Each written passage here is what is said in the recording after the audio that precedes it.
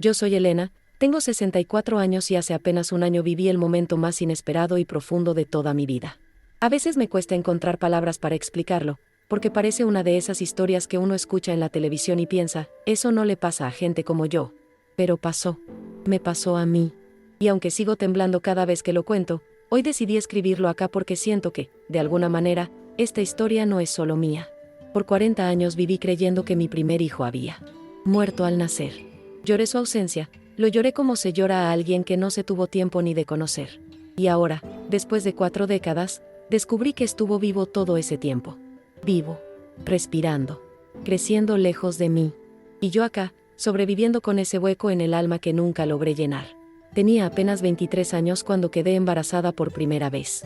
Fue en 1983, en un barrio humilde del interior de Argentina, donde todo el mundo se conocía y donde los secretos pesaban más que las verdades.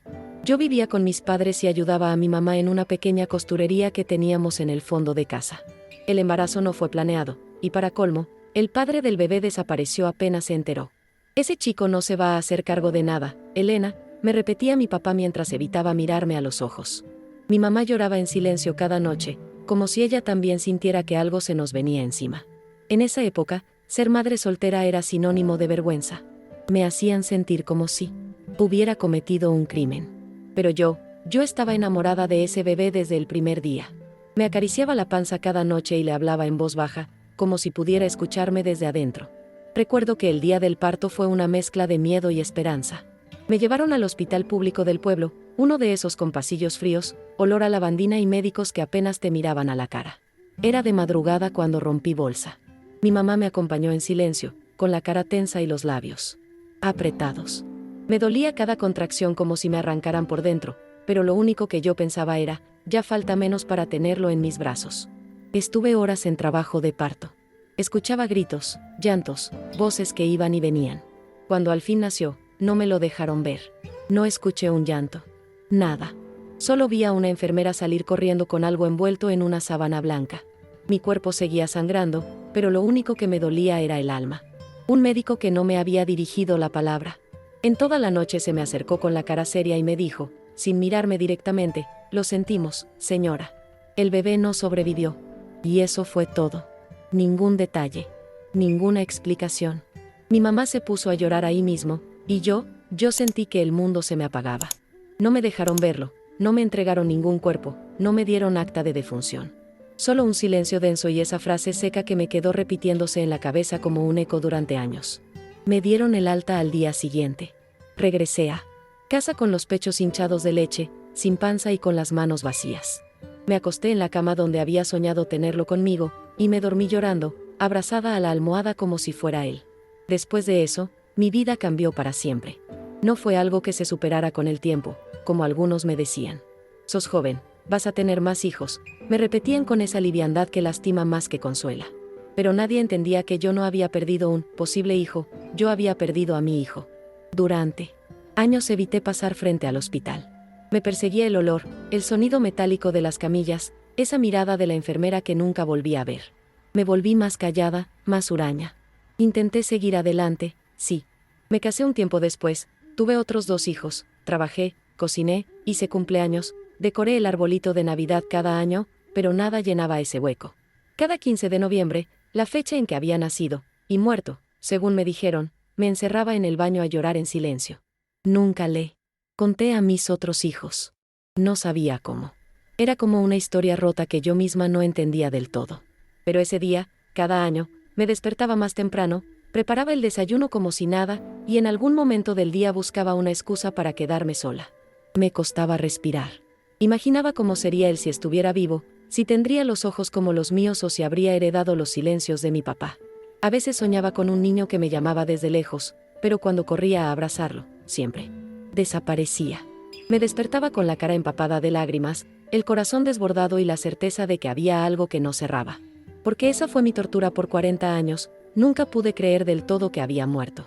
Algo en mí, no sé si una intuición, un presentimiento o simplemente la locura del duelo mal cerrado, me decía que él estaba en algún lugar. Con los años intenté buscar respuestas, aunque siempre a escondidas. No quería remover el pasado delante de mi familia. Una vez, cuando mis hijos ya eran adolescentes, Fui sola al hospital con una excusa cualquiera. Dije que necesitaba una copia del historial clínico de mi parto. Me hicieron esperar horas. Al final, una señora con cara de fastidio me dijo que no tenían nada registrado, que los archivos de esa época están incompletos.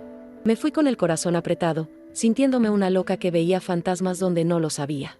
Otra vez, una vecina me contó que, en los años 80, era común que a las madres solteras les dijeran que sus bebés habían muerto, cuando en realidad los daban en adopción sin consentimiento. Yo la miré sin decir nada, pero esa noche no dormí. La idea se me metió como una astilla bajo la piel. Pasaron los años, las décadas. Mi marido murió hace 10 años, los chicos se fueron a vivir sus vidas, y yo me quedé con mis plantas, mis nietos que vienen los domingos, y una tristeza callada que ya formaba parte de mí. Hasta que un día, mi nieta mayor, Cami, que tiene 22 años y es de esas chicas curiosas y dulces, me regaló un test de ADN. Me dijo que era para conocer nuestra historia familiar, que estaba de moda, que lo hacían muchos jóvenes. Yo no entendía muy bien para qué era, pero como me insistió tanto, lo hice. Escupí en el frasquito y me olvidé del tema. Pasaron unas semanas. Una tarde, mientras colgaba la ropa en el patio, escuché a Cami gritar desde la cocina: «Abuela, vení ya, tenés que ver esto». Nunca me voy a olvidar de su cara. Tenía la computadora en la mano y los ojos llenos de lágrimas. «Hay una coincidencia fuerte, alguien que dice ser tu hijo», me dijo, con la voz temblando. En ese momento sentí que el cuerpo se me aflojaba. Me tuve que sentar en la silla de la cocina porque las piernas no me respondían. Cami me mostró la pantalla. Un hombre llamado Rodrigo, de 40 años, coincidía genéticamente como hijo directo. No entendía nada. Miraba esos datos raros, los porcentajes, las conexiones, todo parecía irreal. Pero lo más fuerte fue ver su foto. Tenía una sonrisa leve, ojos grandes, cejas gruesas como las de mi padre, y una expresión que me atravesó como un rayo. Sentí algo muy profundo, algo que no sé cómo explicar. No era racional. Era algo en la piel. Cami me decía: «Es él, abuela», y yo solo podía llorar. Me temblaban las manos, la boca, todo. Estuve años creyendo que ese niño había muerto, y ahora un nombre, una cara, una coincidencia de ADN me decía lo contrario. Esa noche no dormí. Me senté en la punta de la cama con una manta encima y una taza de té que se enfrió sin que la tocara.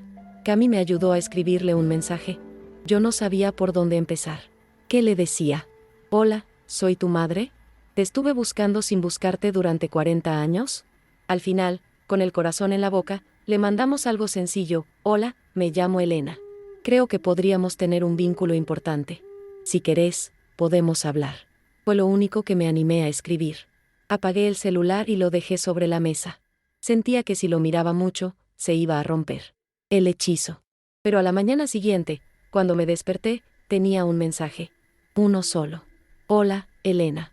También creo que podríamos tener un vínculo. Llevo años buscando respuestas». Después de leer ese mensaje, me largué a llorar como no lo hacía desde hacía años. No era un llanto triste. Era como si el alma se me aflojara, como si algo muy profundo, muy viejo, por fin se estuviera liberando. Cami me abrazó fuerte, me acariciaba la espalda como cuando uno consuela a un niño. «Vamos a encontrar toda la verdad, abuela», me decía. Y yo asentía, sin saber cómo, ni cuándo, ni qué íbamos a encontrar exactamente. En los días siguientes, Rodrigo y yo intercambiamos mensajes cada día. Al principio, con cuidado, con esa mezcla de emoción y miedo que solo se tiene cuando se está al borde de algo muy grande. Me contó que siempre había sabido que era adoptado, pero que sus padres adoptivos nunca le dijeron nada sobre su madre biológica. Fue recién cuando tuvo a su primera hija que sintió la necesidad de buscar sus raíces. «Siempre sentí que alguien me esperaba en algún lugar», me escribió una noche. Poco a poco, fuimos armando el rompecabezas. Él nació el mismo día que mi hijo, en el mismo hospital. Su partida de nacimiento tenía irregularidades. Había sido adoptado en otra provincia, muy lejos de donde yo vivía. A medida que me contaba, todo encajaba de una forma que daba escalofríos. Rodrigo había contratado a una genealogista para ayudarlo a encontrar a su madre biológica y, gracias a las bases de datos del test de ADN, aparecí yo. Y ahí fue cuando su vida, y la mía, se partieron en dos. Me dijo que, cuando vio mi foto por primera vez, sintió que algo en su interior se acomodaba. «Sos igual a mí», me dijo en una videollamada. Y era cierto. Nos mirábamos y veíamos el mismo gesto al fruncir el ceño, la misma manera de sonreír con los ojos. Era como mirarse en un espejo de otro tiempo. Yo no sabía si abrazar la pantalla o romperla del dolor. Decidimos vernos. Él vivía en Córdoba capital y yo en un pueblo chico de Santa Fe. Nos tomó unas semanas coordinar la fecha, pero cada día que pasaba sentía que el corazón se me iba a salir del pecho. No dormía, no comía, no podía pensar en otra cosa. El día que subí al colectivo fue como si tuviera 20 años menos, y al mismo tiempo, como si llevara un siglo cargando con ese momento. Me llevé una bolsita con fotos viejas, una manta que tejí mientras estaba embarazada, y que nunca había usado, y una carta que le había escrito a mi hijo el día que me dijeron que había muerto. Nunca la tiré. La guardé como se guardan las cosas que duelen demasiado. Cami me acompañó. Se sentó al lado mío y me sostuvo la mano todo el viaje.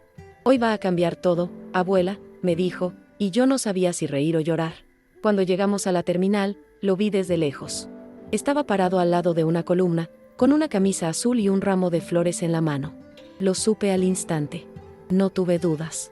Era él. Mi hijo. Mi bebé. Mi Rodrigo. Me quedé quieta por un segundo, con los pies pegados al suelo. Él me miró y empezó a caminar hacia mí. No nos dijimos nada. Nos abrazamos. Lloramos. Temblamos. Fue como si el tiempo se hubiera detenido, y, al mismo tiempo, como si todo lo vivido se derrumbara en un solo instante.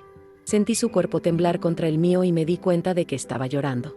Mamá, me dijo bajito, casi en un susurro. Y yo, que tantas veces imaginé ese momento, solo pude decirle, te busqué toda la vida, hijo, aunque no supiera cómo. Nos sentamos en un banco de la terminal, sin dejar de mirarnos. Era raro y hermoso a la vez. Tenía tantas preguntas, tantos silencios entre los dos. Yo no sabía por dónde empezar. Él me contaba cosas de su infancia, de sus padres adoptivos, que ya habían fallecido, de su carrera como técnico en sistemas, de su hija de 6 años que tenía mis mismos rizos rebeldes. Yo le hablaba de su hermana y su hermano, de cómo fue mi vida, de lo que me dolió perderlo. Pero lo que más hicimos fue mirarnos. Como si estuviéramos estudiando cada arruga, cada lunar, cada gesto, tratando de recuperar en minutos los años que nos fueron robados. No hubo enojo en él. Solo una tristeza profunda, compartida. Una especie de alivio doloroso. Siempre sentí que me faltaba algo, me dijo en un momento. Y yo lo entendí sin necesidad de palabras. A mí también me había faltado algo toda la vida. Me había faltado él. Después fuimos a tomar un café. Caminamos despacio, como si el mundo se hubiera vuelto más denso, más suave, más verdadero. Me contó que había tenido miedo de que yo no lo quisiera, de que lo rechazara. Yo le tomé la mano, se la apreté con fuerza y le dije, no hay un solo día en que no haya pensado en vos. Le di la manta que había tejido cuando estaba embarazada, con las puntadas torcidas de una madre primeriza. Él la miró con una mezcla de emoción y ternura que no voy a olvidar jamás. La abrazó contra el pecho y me miró con los ojos llenos de lágrimas. Esto es todo lo que necesitaba, me dijo. Y en ese momento entendí que la sangre, los años, el dolor, todo eso no importaba tanto como ese instante en el que dos personas se reconocen sin haberse visto nunca antes. Porque el amor verdadero no necesita tiempo. Solo verdad. Volvimos a vernos muchas veces después de ese día. A veces él venía a visitarme con su hija, otras yo viajaba a Córdoba. Poco a poco, fuimos armando una historia nueva, hecha de pedacitos rotos que tratábamos de encajar con cuidado. Al principio, me costaba hablar del pasado. Cada vez que intentaba contarle cómo me habían dicho que había muerto, la voz se me quebraba. Pero él me escuchaba con paciencia, sin presionarme. Un día, me animé a mostrarle la carta que había escrito el día después del parto. La leyó en silencio, sentado en la mesa de mi cocina, mientras el sol de la tarde entraba por la ventana. Cuando terminó, se acercó y me abrazó fuerte. Esta carta es mi cuna, me dijo. Y sentí que algo dentro mío sanaba, como si por fin pudiera perdonarme por haber vivido sin él todos esos años. Tiempo después, Rodrigo decidió investigar a fondo qué había pasado. Contactó a una abogada, revisó archivos, pidió registros. Y lo que encontró fue todavía más doloroso. Al parecer, había sido víctima de una de tantas adopciones irregulares de la época. Una enfermera del hospital, ya retirada y con más de 80 años, confesó que en esos años se habían dado en adopción bebés sin consentimiento de las madres, especialmente cuando eran jóvenes, pobres o solteras. Yo no sabía si gritar, llorar o romper todo. Me temblaban las manos. Me costaba respirar. Durante años me creí culpable por no haber hecho más, por no haber peleado más. Pero ahora veía con claridad que me habían arrebatado a mi hijo, que lo habían hecho desaparecer con una frialdad que todavía me duele en la piel. No fue un accidente. No fue mala suerte. fue un robo. Durante semanas estuve como en un estado de niebla. No podía dormir, no podía concentrarme en nada. Revivía una y otra vez ese momento en el hospital, buscaba en mi memoria algún detalle que me dijera que algo no estaba bien, y ahí estaban. La mirada esquiva del médico, el apuro de la enfermera, el silencio de mi madre. Me di cuenta de que, aunque no lo quise ver en su momento, hubo señales. Pero, ¿qué podía hacer yo con 23 años, sola, asustada y con el corazón roto? Nadie me explicó nada. Nadie me ofreció ayuda. Fui otra víctima más de un sistema que decidía por nosotras, que nos trataba como si no fuéramos personas. Rodrigo me abrazó muchas veces durante esos días. Me decía que no tenía que cargar con la culpa, que él no me culpaba de nada. Pero las madres sabemos que hay dolores que se quedan en el cuerpo como tatuajes invisibles. Y este era uno de ellos. Sin embargo, con el tiempo, empecé a dejar de mirar solo hacia atrás. Empecé a vivir este presente que me había sido devuelto como un regalo. Conocí a mis nietos, compartimos meriendas, cuentos, tardes de plaza. Rodrigo venía con su familia los fines de semana y nos sentábamos en el patio a tomar mate, como si lo hubiéramos hecho toda la vida. Mi casa volvió a tener risas de niños, y mi corazón, un ritmo más tranquilo. Empecé a contarle mi historia a otras mujeres de mi pueblo, mujeres que también habían perdido bebés en circunstancias dudosas, que también vivieron con ese vacío que nunca se llenaba. Algunas lloraban conmigo, otras se animaban a buscar. Y yo me sentí menos sola, menos rota. Como si, al compartir mi historia, pudiera ayudar a otras a encontrar su propia verdad. No todo fue fácil. Hubo momentos en los que me invadía la rabia, momentos en los que me costaba mirar a Rodrigo sin pensar en todo lo que nos habían robado. Me preguntaba cómo habría sido criarlo, qué tipo de madre habría sido para él, si habría dormido en mi pecho como sus hermanos, si le habría enseñado a andar en bicicleta en la vereda de casa. A veces, él también se ponía serio y me decía que había tenido una buena infancia, pero que sentía que siempre le había faltado una raíz. Y ahí, nos quedábamos en silencio, como si el tiempo pudiera hacernos justicia solo con estar sentados uno al lado del otro. Pero ese silencio, con él, era distinto. No era de vacío, era de compañía. Porque después de tanto dolor, aprendimos a hablarnos también desde lo que no se dice. Una tarde, sentados bajo la parra del fondo, me miró fijo y me dijo, ¿sabes que a veces me olvido que pasaron 40 años? Siento que te conozco de toda la vida, ma. Y me salió una sonrisa que me sorprendió a mí misma. Porque yo también lo sentía. Como si ese amor, ese lazo, hubiera estado ahí siempre, esperando en silencio a que nos reencontráramos. Como si, a pesar de todo, nada hubiera podido romper del todo lo que nos unía. Esa tarde, le regalé un portarretratos con una foto mía embarazada, la única que tenía de ese tiempo. Se quedó mirándola largo rato, sin decir nada. Luego me abrazó, fuerte, como si quisiera detener el tiempo. Y en ese abrazo entendí que la vida, con todas sus heridas, todavía puede darnos milagros. Hoy, cuando me siento a escribir esto, miro a mi alrededor y me doy cuenta de cuánto cambió mi vida en tan poco tiempo. No solo recuperé a mi hijo. Recuperé una parte de mí que había quedado enterrada hace décadas. Esa Elena joven, llena de miedo pero también de amor, volvió a respirar. Y aunque sigo cargando con la tristeza de lo que no vivimos, hoy me permito disfrutar de lo que sí tenemos. Rodrigo me llama. Casi todos los días. A veces solo para contarme una pavada, a veces para pedirme una receta o para decirme que su hija me extraña. Esas pequeñas cosas, que para otros pueden parecer normales, para mí son regalos. Porque cada hola, ma, cada abrazo, cada domingo compartido, son pedacitos de vida que pensé que nunca tendría. No sé qué va a pasar en el futuro. No sé si alguna vez voy a terminar de entender por qué me tocó vivir algo así. Pero sí sé que no quiero seguir callando. Esta historia no es solo mía. Es de tantas otras mujeres que vivieron lo mismo y que todavía hoy se preguntan si su bebé realmente murió. Por eso decidí contarla. Para que mis nietos, los de sangre y los del corazón, sepan que la verdad a veces tarda, pero llega. Que el amor de una madre no desaparece, ni siquiera cuando se le arranca de los brazos. Y para que, si alguna mujer lee esto y siente que algo en su historia no cierra, sepa que no está sola. Que siempre vale la pena buscar. Porque a veces, incluso, después de 40 años, la vida todavía tiene una manera de devolvernos lo que creíamos perdido. Después de todo lo que pasó, hubo algo que me costó muchísimo, hablar con mi mamá. Ella ya está muy mayor, vive en una residencia desde hace unos años, y a veces su memoria se le va por ratos. Pero un día, junté el coraje y fui a verla con una sola pregunta en la cabeza, ¿ella sabía? Llevé unas facturas y nos sentamos en el patio, bajo un gomero enorme que hay ahí. Me costó sacar el tema, pero lo hice. Le mostré la foto de Rodrigo y le dije, mamá, es mi hijo. Está vivo. Ella se quedó muda. Me miró con los ojos muy abiertos, llenos de lágrimas, y apenas pudo decirme, yo no quería, hija, me obligaron a callar. Me tembló el alma. Me contó, entre suspiros entrecortados, que el médico le dijo que era mejor para todos que no me entregaran al bebé, que una chica como vos no podía criar a un hijo sola, y que ella, presionada por mi papá y por el miedo, aceptó.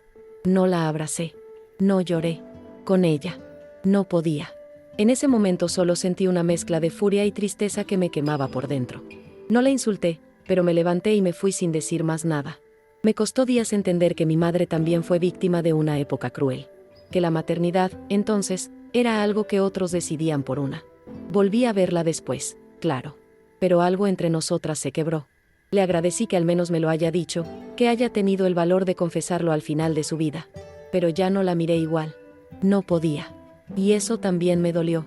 Porque una parte mía todavía quiere abrazarla y decirle que todo está bien, que ya pasó, pero otra parte, más rota, no se lo permite. Como si al perdonarla del todo estuviera traicionando todo lo que viví, todo lo que me robaron. Con Rodrigo hablamos mucho sobre eso. Sobre el silencio de mi mamá, sobre cómo el miedo y la vergüenza moldeaban decisiones que arruinaban vidas. Él me escucha con una madurez que a veces me deja sin palabras. No me juzga, no exige explicaciones imposibles. Solo quiere conocerme, entenderme, recuperar el tiempo de alguna forma.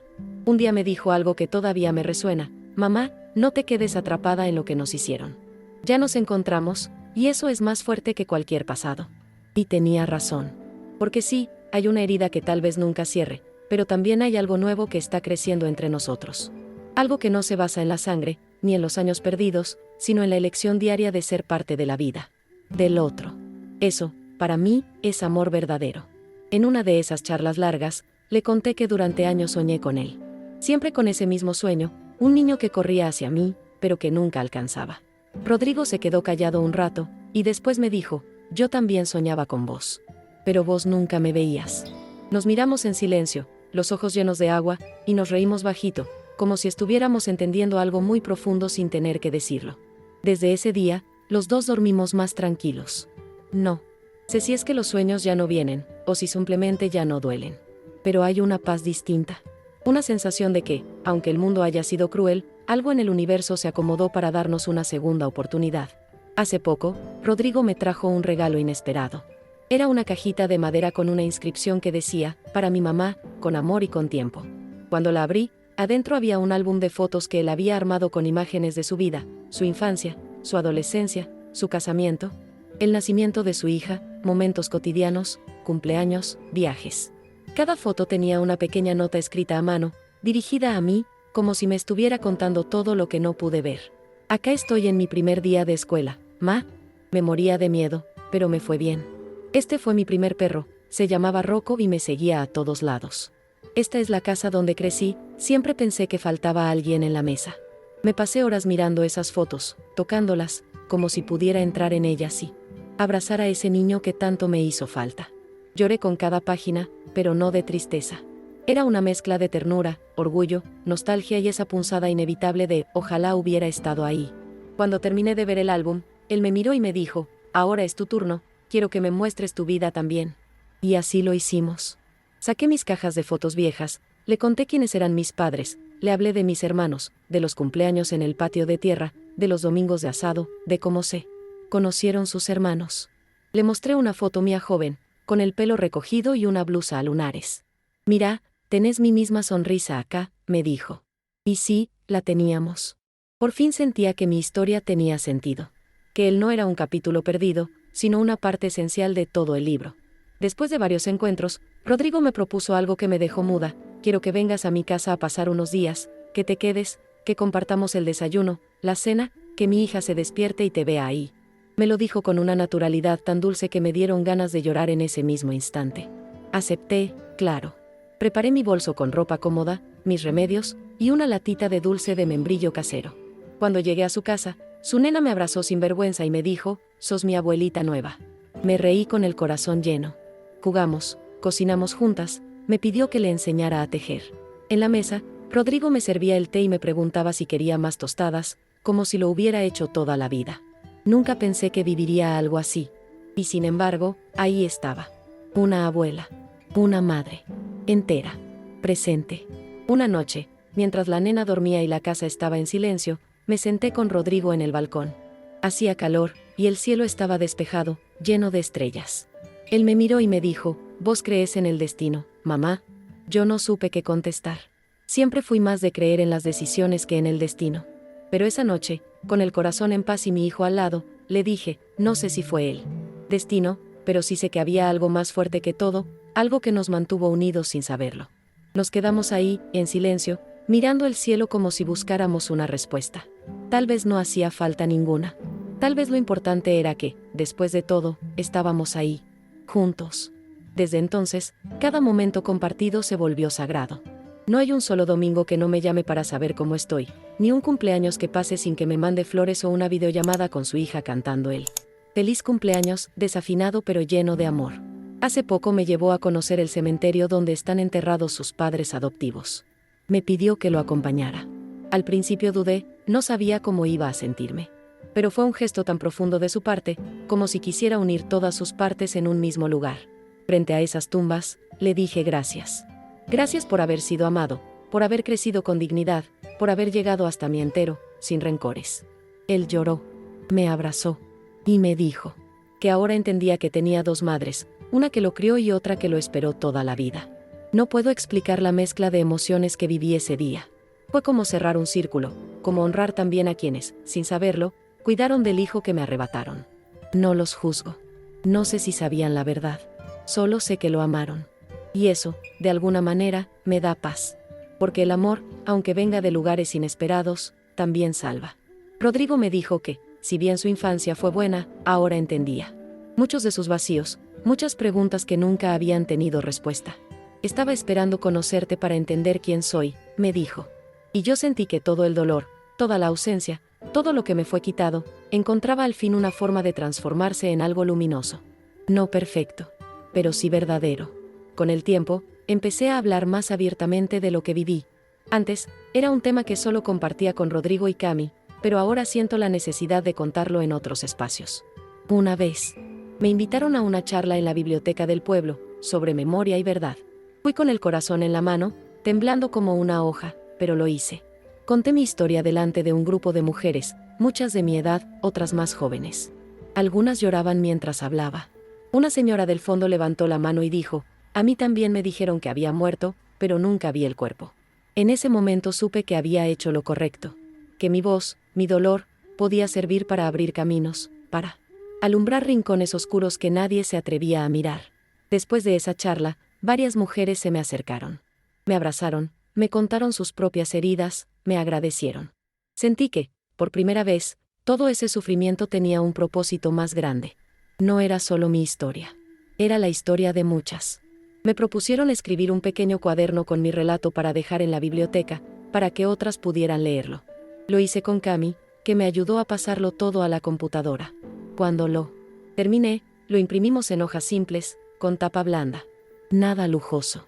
Pero al tenerlo en las manos, sentí que había parido de nuevo. Esta vez, parí mi verdad. Y aunque nadie puede devolverme los años perdidos, sí puedo elegir qué hacer con los que me quedan. Y elegí no callar más. Una tarde, mientras regaba las plantas del patio, Rodrigo me llamó por videollamada. Tenía esa sonrisa pícara que me recuerda tanto a mi papá cuando era joven. ¿Estás sentada?, me preguntó. Le dije que sí, aunque estaba de pie, con la manguera en la mano. Me mostró una hoja de papel, era una partida de nacimiento nueva. Ya está. Pude cambiar mis datos. Ahora figuras como mi mamá, dijo con una emoción que lo desbordaba. Sentí que el corazón me daba un vuelco. No porque necesitara un papel para saber que era su madre, sino porque esa hoja era una especie de justicia tardía, un reconocimiento simbólico que cerraba algo dentro mío.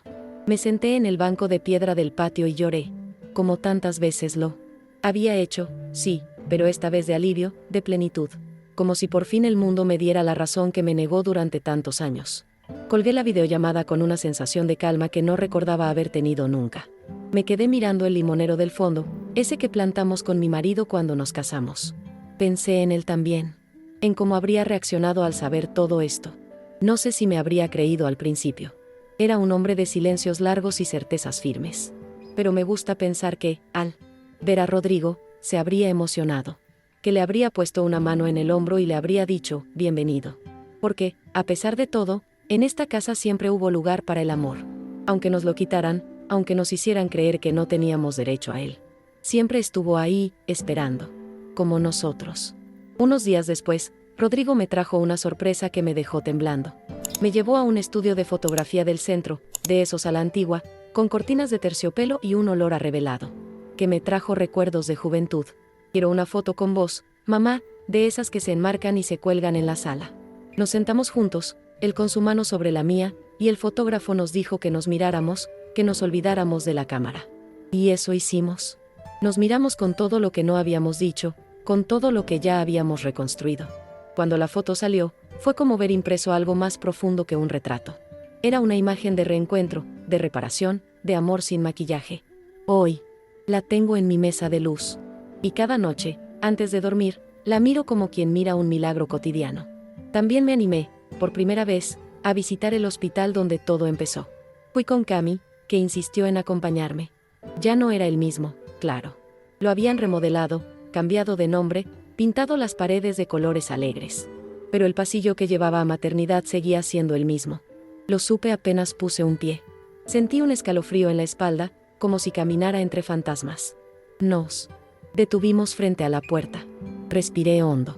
Me quedé ahí unos minutos, sin decir nada. Cerré los ojos y le hablé bajito a la Elena de 23 años que parió sola, con miedo, con amor. Le dije que ya estaba. Que su hijo estaba vivo. Que la verdad había salido a la luz. Que ahora podía descansar. Y en ese instante, por primera vez en 40 años, sentí que el peso en mi pecho se aflojaba. Esa visita al hospital me removió muchas cosas. Me di cuenta de cuántos años viví con la herida abierta sin darme cuenta de cuánto me afectaba en todo. Me preguntaba por qué siempre me costaba confiar, porque me angustiaban los nacimientos de otras personas, porque lloraba en silencio en fechas que nadie más recordaba. Y era por eso.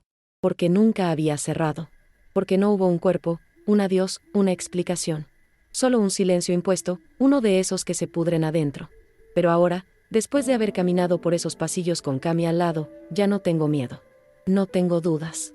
Lo que viví fue real. Lo que me hicieron fue injusto. Y lo que recuperé fue sagrado. Rodrigo me dijo una vez que él no necesitaba saber por qué había pasado todo eso, que con saber que me tenía ahora, le alcanzaba. Pero yo sí necesitaba entender. Y ahora lo entiendo. Volví a casa esa tarde con una calma rara, una que nunca había sentido. Preparé mate, me senté en la galería, y escribí en un cuaderno cosas que nunca me había animado a decir. Empecé por su nombre, Rodrigo. Lo escribí una y otra vez, como si necesitara grabarlo en mi cuerpo. Después, conté todo. El parto, el silencio, los años, el reencuentro.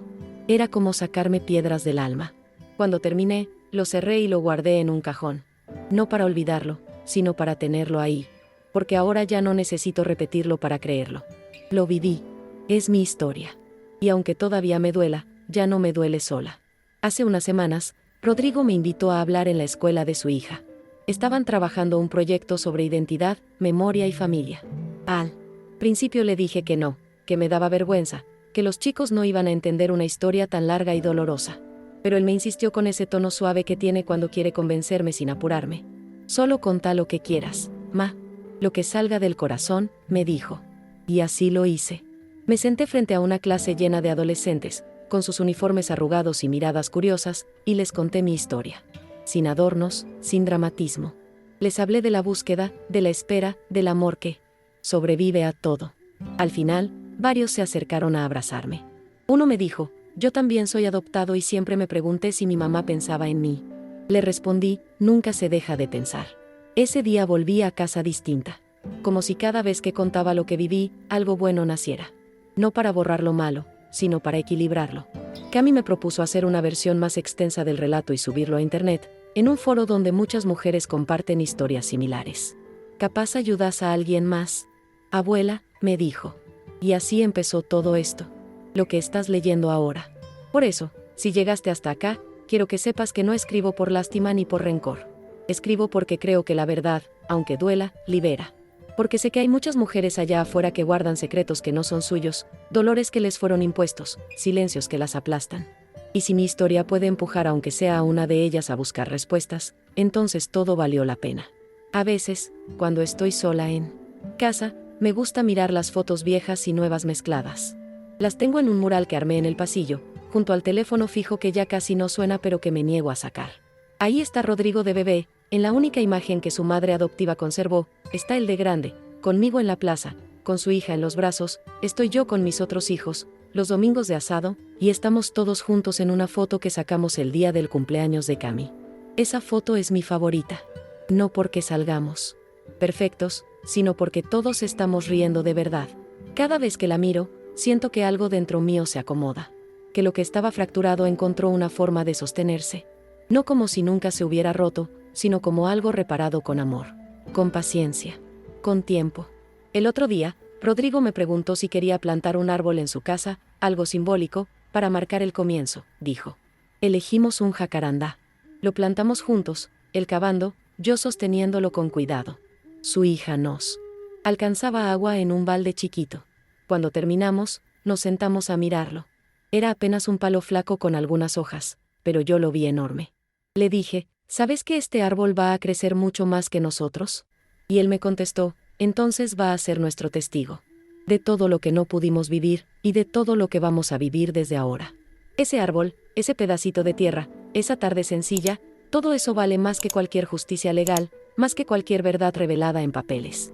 Porque es raíz, es presente, es futuro. Desde entonces, cada vez que visito a Rodrigo, lo primero que hago es ir a ver el jacarandá. Ya le brotaron más hojas, y su tronco está más firme.